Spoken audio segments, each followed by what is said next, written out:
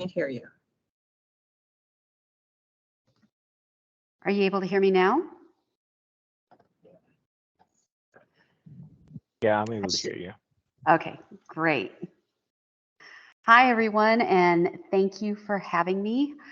I am sorry that I am virtual tonight. I am an hour or so northwest of St. Louis, and where you guys got rain, we got and are getting the snow. So I was telling Julie, my daughter is dearly hoping that continues so she doesn't have to do finals this week. But I don't know how many people are in the room tonight or what the mix of people is. This is something that I was exposed to recently, and it's something that I am doing with my team. And it's been an exciting road for me personally, and I think they're excited to be a part of it. My boss is loving this. The point is, you don't have to be a manager to do the processes or the assessments that we're going to be talking about. I'm going to try to get through it tonight. I don't know that we're going to have time to get into the demo portion, but if you guys are liking this and thinking it's valuable, we will schedule another session, and you can either bring your ideas to the table or I'll have one in my hip pocket and we will actually do this thing. And you can see exactly how it works. So this presentation is called Lean Six Sigma, Losing the Waste. And this is me. I'm actually still a friend of Redgate in 2023. And in my spare time, I do some writing for a publication online called Simple Talk. So if you have a chance, you can go check that out. That's more writing from the technical side of things. I'm really pretty proud to be affiliated with Redgate. I think they've done a lot for the SQL Server community, especially in taking over PASS and keeping that available for us. So wanted to take a slide to give a shout out to them. So let's get into it. What is Lean Six Sigma and how does it pertain to you?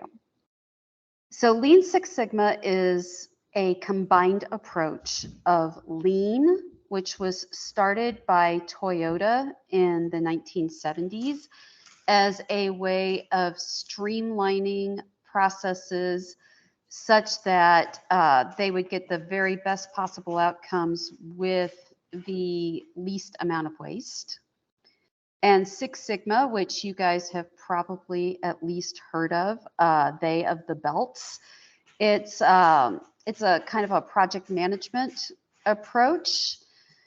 It's a combination in that Lean is a very top-down approach and Six Sigma is very bottom-up. So they have combined this to be a little more relevant to our part of the world as opposed to manufacturing.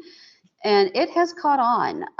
I've included a list on the slide of some of the companies that are doing this and doing it successfully. It's a partial list. There are others, and I'm hoping to add my company to the number, whether we ever advertise it or not. So what is Lean? Lean is a method used to bring the maximum value to the business in the most streamlined manner possible. And when we talk about value, value is always value as it is perceived by the customer. A lot of times that's going to be the business. If you apply these principles within your team, it's entirely likely that you are going to be the customer. But whichever way you're approaching this, if you wind up being the customer, if an end user winds up being the customer, or the business at large does, the idea is to figure out what they consider to be value and getting that to them. And then once you have, you're continuously improving it. And the goal being perfect value, zero waste. And if you're thinking that that's unattainable, you're right, it is. But there's a tension that you're holding here. You know that there's no such thing as perfect value, yet that's always the goal. And the same thing with zero waste. So how am I doing so far? Is that pretty clear? Are there any questions? Julie, I don't see the chat right now, so if there are, please do. Okay, please, yeah, don't hesitate to stop me. So the principles of lean are cyclical, and it always starts with pull. The business need triggers the IT process. I don't know how many of you have been in a situation where technology is presented to the business and they are told this is how they're going to use it and this is how they're going to derive value out of it. Lean is exactly the opposite. The business tells you what they need and you structure the technology to fulfill value as they see it. So that is the difference between pull and push. We're not pushing things out, they're pulling it from us.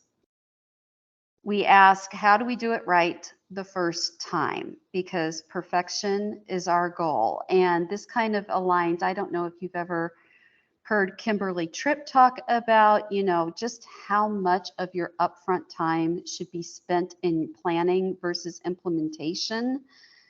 But this resounds with lean principles. You're really trying to figure it out in advance. How do we get it right the first time? And then when we go to value stream mapping, which is what I'm hoping to demo for you probably in the next section, you're determining analytically and in a quantifiable way if that process really is bringing the value in the best way possible. Once you've done that, you're looking at the flow of things. So when I say, are you streamlined or are you in ER? Do you have periods of just resounding quiet where people are standing up to keep from falling asleep, followed by bursts of frantic activity? Flow is leveling that out. So it's a more consistent workload instead of a feast or famine, all or nothing kind of idea. Your ultimate goal in lean is a process that is repeatable, transparent, and agile or adaptable. Okay. So that is lean. It's a pretty simple approach on the surface of things. It gets a little more complicated when you start digging into the thing, but it's well worth the time. And I think something that Toyota did extremely well is when they were looking at flow in particular, and they were saying, well, everything on our end is going really well, but we get bottlenecked by our suppliers. These suppliers, sometimes we have to wait a week for a part. And so Toyota would send out evangelists to their suppliers saying, this is what we're doing over here. Would this be something that you would be interested in us teaching you? And as they started evangelizing their suppliers, their processes got faster and faster and more repeatable and less error prone, which really increased their profit margins and actually made for a better work environment. The Six Sigma part of this equation is called DMAIC, and it is just it's just a term for a set of steps that you do, which is to define the problem, the project, or the process that you're working on. This could be something as simple as the use case that we learned when I was learning this, which was a hospital has an SLA of 5 business days to get new employees their computers. There's a critical staff shortage. Sometimes it is taking an extra week for people to get their computers and start work, and senior management is very concerned about this. And you have thus and so many weeks to give them a 75% improvement and go. Defining the problem. The problem was people were getting their computers late, right? The next step is to measure. So you are figuring out the things that are going on in this process that are the most valuable to the business. And then after you map out all the steps and figure that out, you are going to analyze every step to figure out where the bottlenecks are, outdated policies, wasted time, or movement, or all sorts of things that I'm going to get into in a slide or two down the road. And then you're going to either improve or eliminate all the bad stuff, all the non-value adds, and streamline the rest. And finally, you're going to make sure these changes give the customer what they wanted and are sustainable. Now, if you're doing this within just your own team to make some otherwise painful processes better, there's a simplified way to do this. Where we can talk about this maybe in the next session, because again, I think we're going to run out of time, but there's essentially 6 questions you can ask to identify some of this stuff rather quickly and figure out on an abbreviated schedule what that looks like. When you're doing it to meet a business need, it's a little more complicated, and it's going to take a certain amount of your time. In larger companies, when they do this process and they actually begin it, it can be anywhere from 4 to 6 weeks to gather the information, 3 days of meetings, and then a 3-month deployment window. If you cannot make the change within 3 months, you need to downsize until you can. I would say that if you're doing this on a team level, it's much simpler, and I'm going to get into some specifics of how you do that in a little while. And I think maybe in another session we can talk about how to do a more detailed analysis. But what you're wanting to do is make sure that this is worth your time, because if you are not going to maintain it, it's not worth it for you to put the time into it.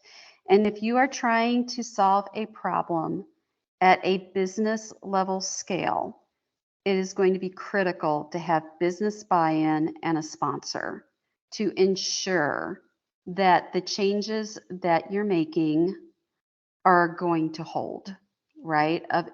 Otherwise, it's not worth your time. All right, so you've heard about this in manufacturing. How does this work for you?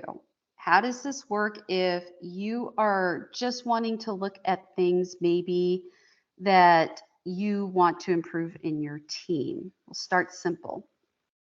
The way we do this at my company is I told the team, I said, we will have a meeting, X weeks from now. Think about processes that you want to bring to the table. Think about things that are painful or that you are wasted time. And I said, for the first one, let's start simple so that you can get your heads around this and bring it to the table. Okay. So this were the criteria. They had to be ready to explain the problem, about how much time it's currently taking, and how is this going to bring value to the team or to the business. The team then voted on a process to deal with, anything that did not get accepted this time, we kept on a backlog so that nothing fell through the cracks. We'll get around to that later. Once the team has voted on a process, you start by reviewing the process steps and writing them down, every step. And you're going to ask yourself some questions. How long does the step take? How much of that time is actually valuable?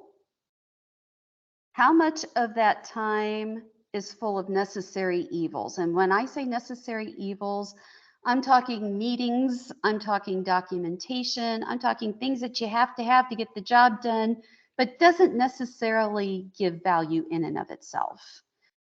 How much of that time is wasted? What percentage of the time does it have to be reworked? What cues that first step or whatever step you're on? What cues that? And how long do you spend waiting on it? Right? These are going to be some really important questions to ask for each and every thing.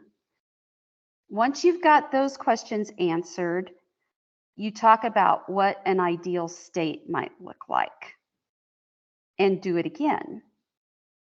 Then you're going to figure out how to get from here to there. Once you've done that, the remediations and the improvements almost write themselves. At that point, you're ready to deploy and reassess. I will tell you, this is surprising almost all the time.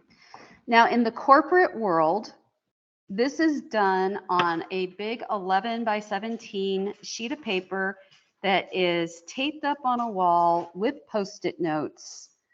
This does not speak to my soul, so I use Excel for all of this. And you figure out, you start labeling things. Things start jumping out at you, like things that take the most time and why they take the most time. And in a business analysis, you would be attaching money amounts to this. You would be quantifying people's time in terms of money and wasted income and all of that. And in the case study we did, the cost of doing nothing, just sitting there and letting people get their computers a week late, over a year's time, was shockingly over $4.1 million. Whereas quantifying the process of doing this was a little over 100,000, which made it kind of a no-brainer to take a look at the process. Okay, so when we're talking about an ideal state, if we could do anything we wanted and we weren't going to be told no, what would that look like? The gap analysis is filling the gap between here and there. You're going to start identifying the issues that keep you from getting there. So some of these are called non-value adds. You know, these are rework, wait periods, over-engineering the product. The necessary evils or the necessary non-value adds, testing, documenting, necessary meetings, and 3 terms called Murray, Mura, and Muda. These are Japanese terms, and we're going to go through them. So Marie, I said Murray, it's Marie. I keep wanting to go and Americanize it. These are policy-based constraints, okay? And these are just some examples. You can think of others, I'm sure, in your own environment where things are putting an unnecessary burden on you for no other reason than that's the way it's always been done. you want to address these first because it's not going to make sense for you to go through the rest of the process only to find that you're bound by policy. This is also another reason why if you're doing this at a business scale, you are going to have buy-in and a sponsor, and you are probably going to have a meeting with 6 or so people in there working with you. Okay, MURA. So these happen because you do not have standard operating procedure. Just some examples here. Again, variability, the whole feast and famine thing, or irregularity. You know, maybe you get a last minute project and you're told to put everything else aside. I'm sure there's not a person in this audience that hasn't had that happen. If you haven't, wait for it. These would all be examples of MURA. And finally, MUDA. These are just outright waste. These you should eliminate. When Toyota first came up with this idea, they had 7. And if these look like they are manufacturing terms, it's because they are. But I have put examples in here that are much more pertinent to our world. When you think of transport, think of things maybe not being physically transported, but electronically transported. So multiple approval chains and handoffs, or unnecessary emails, misdirected tickets, anything of that ilk. And I would even say unnecessary transport of data could qualify as a transport waste. Inventory. One of the things with Lean is a just-in-time approach. They do not believe in batch and queue processing. That really goes against Americanized ideals, but it has been proven over and over and over that it works better. And the reason is, I mean, there are many reasons. One is that you risk the inventory not being used, and now you've wasted the time and the money to manufacture something that is obsolete. But I would also say in our part of the world, unnecessary files, data retention intervals, such that maybe you have databases that are terabytes full of repetitive data or data that is obsolete, and there's no way to maintain a cleaning process because you haven't come up with it yet. So that would be an example of inventory. Motion. Manual operations that could be automated, having too many cooks stirring the pot, traveling to other offices, unnecessary meetings. These are all wasteful. Waits, waiting for approvals, waiting for information, waiting for maintenance, downtime, schedule conflicts. I would even say more than schedule conflicts, sometimes scheduling of things. You know, we do this on this day and that day. That may be fine. There may be a perfectly good reason for that, and that may work perfectly well. If it doesn't, then it can create bottlenecks. It can create interruptions in your flow and start making life harder than it may need to be. Overproduction, repetitive data, excessive approval paths, overly convoluted checklists, overprocessing. I'm sure everyone in here has seen something that's been over-engineered before. and a lot of functionality isn't being used. That's an example of overprocessing. So is unnecessary overtime. Defects and rework. I know the first thing you're going to think of is bugs, and that is absolutely true.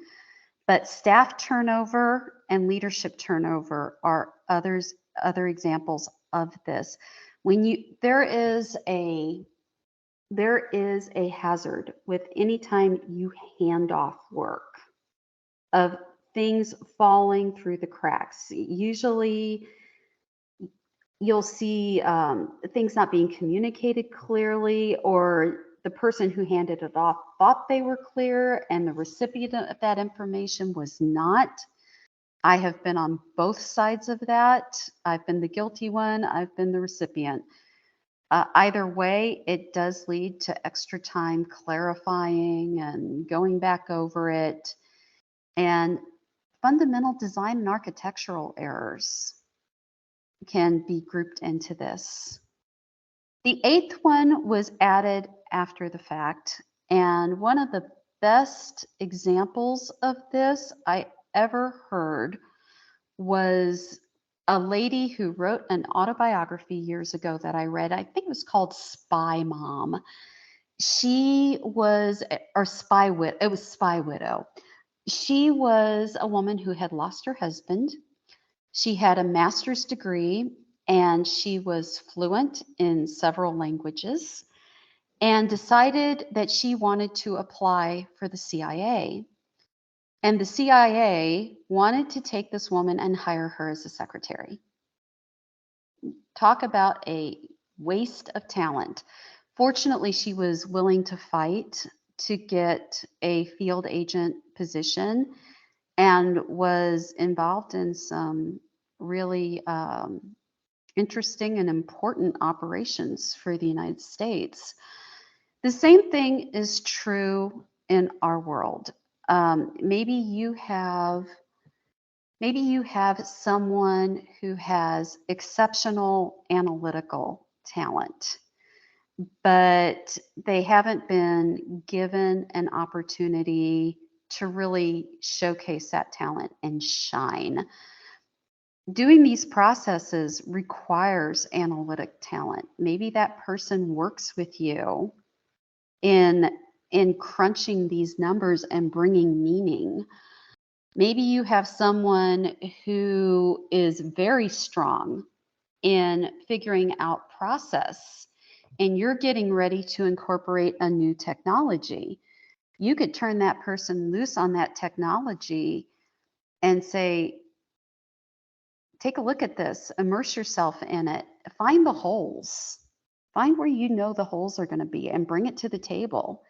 And if you're not a manager and you're a team member, you could take the initiative here and say, hey, I'm really good at automation and I see multiple opportunities for automation with this process. Could I participate in that way? But start thinking about where you're strong and where your team is strong and how to best utilize that talent.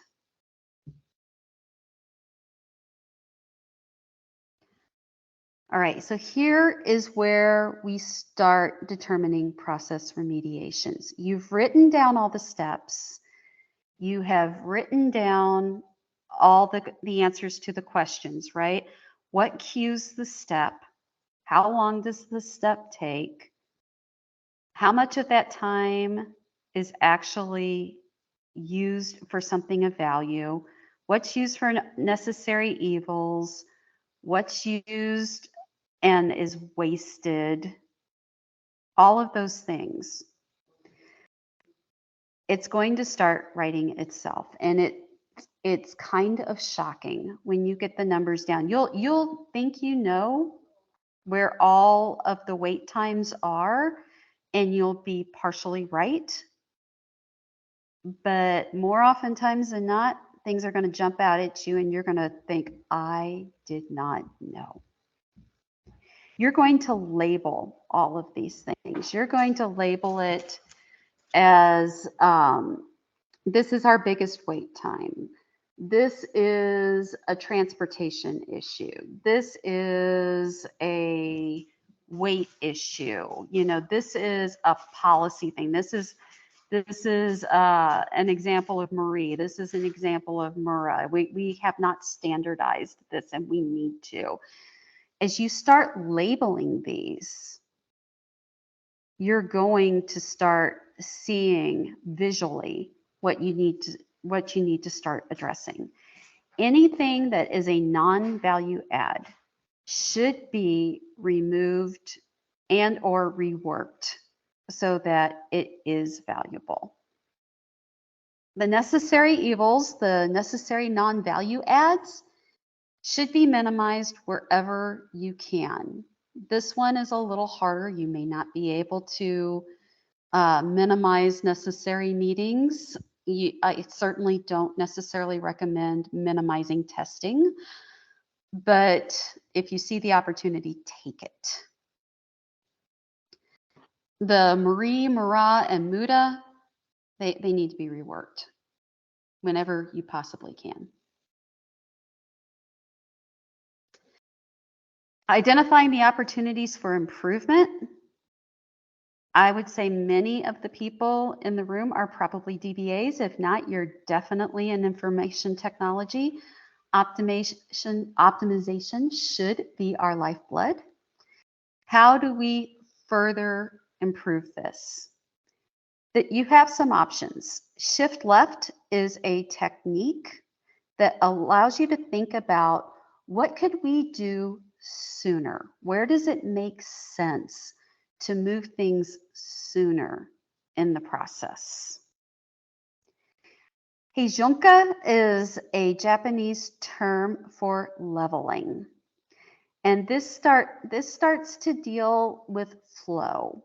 How do we level out the flow of our work so that we're not having peaks and valleys of activity, but more consistent, identifiable workflow? We have a better and better idea of what to expect. We're starting to get to a place where things are streamlined and they are repetitive, and that leads to automation.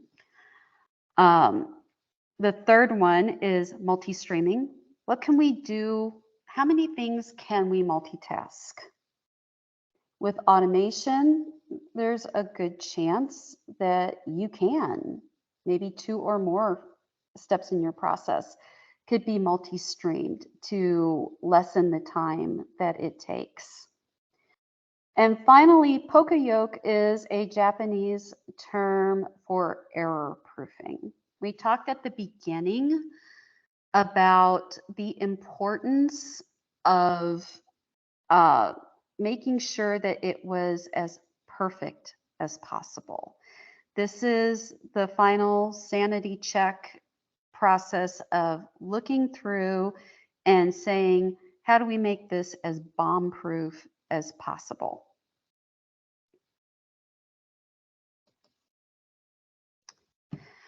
Finally, you're going to start to deploy. Again, you've got a 3-month window. If you can't do it in 3 months, you need to downsize it.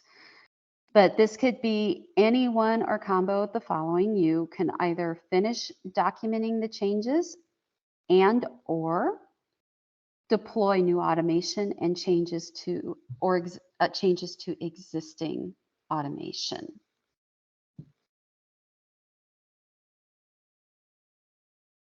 Then finally, you are going to reassess. Did this work the way you saw it in your head? If it didn't, why didn't it? If it did, why did that work? Is it something that you can sustain? Okay. Hopefully you answered that question before you started, but now that you've done it, take a second look, make sure that this is something that you can continue with and sustain. And then you start again from the very beginning, whether that is with another process or returning to visit this one and saying, hey, you know what, now that it's been out there for 6 months, I think we can do it better. What do you think we need about this? So it's a never ending thing. But one of the things I like about this is that especially in this economy, if you have heard from your managers or from your business, hey, we need to be able to do as much with what we have as possible, or, we want to see the value that your team brings. If there is anything a business understands, it is an Excel checklist or a workbook in this case. So if you have done a write-up and accompanied it with quantifiable before and after results, where you can prove, hey, we shaved 30% of time on average off of this, or we are able to prove that the percent of rework time on this process dropped 25% because of what we did. And here are the numbers. There is no refuting that. And they are going to look at you and with new eyes. I know when I brought all of this to my boss with an example, he got extremely excited about it. And why wouldn't you? I think that there is a perception in some businesses that IT is sure they fix your computer, but maybe but that's what they're there for, is to fix your computer. This shows them, no, I am far more than that. I am a partner in all of this with you. And I think that you can leverage this to be included and taken seriously as a partner in business processes. And the hope is that that will in turn lead to us being able to use our expertise to bring a whole nother level of value to the business by getting out in front of things and showing them from the beginning best practices, best ways to move forward, and getting a seat at the table if you don't already have one. So it is time for questions. Julie will have a copy of this slide deck. There are additional resources, things outside of the class that I took the time to learn on my own as I was getting my feet under me with this stuff. I hope that this brought some value to you tonight. And I hope that you have a lot of questions for me. And if this is interesting to you, we can do another session where you can see this actually happen. So I'm turning it over to you. Does anyone have any questions for me? Hi, if you have questions, you could type them in the chat. Currently, there are no chat questions, Pam. Okay, yeah, I'm going to stop sharing where I can see. No? Wow, was I that clear?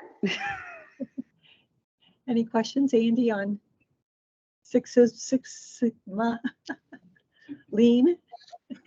It's hard to say. That's a tongue twister. It is. It is. I know I was exposed to Six Sigma when I was in college. I was in a program that kind of immersed you in all different areas of technology. And I thought it sounded very interesting if you were a project manager. But learning more about this, I realized you really don't have to be a project manager, but it could be incredibly valuable to be able to speak a little bit of the language and show the value that we bring just by virtue of what we do.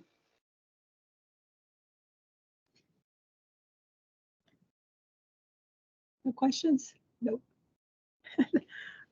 I think that's it, Pamela. All right.